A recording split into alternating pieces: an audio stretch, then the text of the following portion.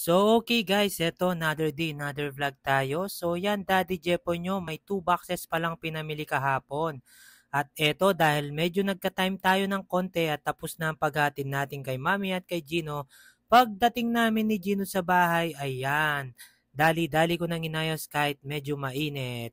Pero okay lang yan guys, ako, every time na pinagpapawisan ako at napapagod, alam ko sa sarili ko may mga blessings na dumarating.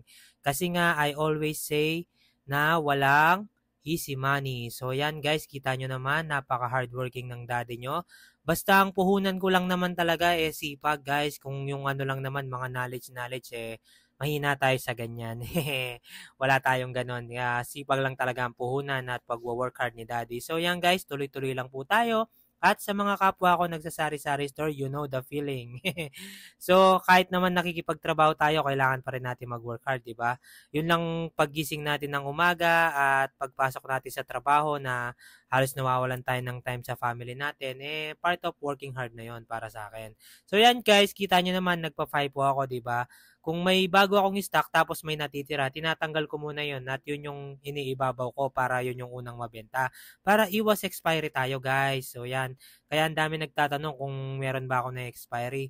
Wala po talaga akong na expiry kasi yung mga slow moving ko, konti lang yung binibili ko. Sa mga fast moving, dun ako halos nag-wholesale tsaka sa mga primary needs ng mga tao. So eto, kita nyo, Daddy Jepo nyo, pawis na kasi nga ang init talaga, di ba?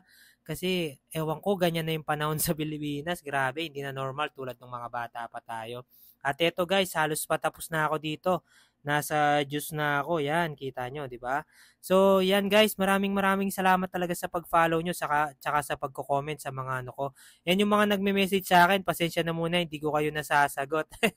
Medyo busy pa Daddy Jepo nyo, kita nyo naman, grind lang ng grind. Sana pag i-check ko yung mga yan, sige, re-replyan ko kayo sa mga confidential na question. Pasensya na muna, hindi ako ganong open sa mga ganong tanong.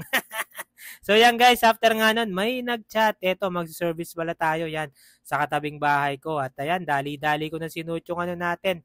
Pananggalang sa init at ito yung servicean ko. Thank you sir and ma'am sa pag-avail ng trike service. Dito ko lang naman sila inatid sa SM Pampanga, malapit sa amin. At ayun, nasa bahay na ako. Bye-bye. Finger kay sa akin.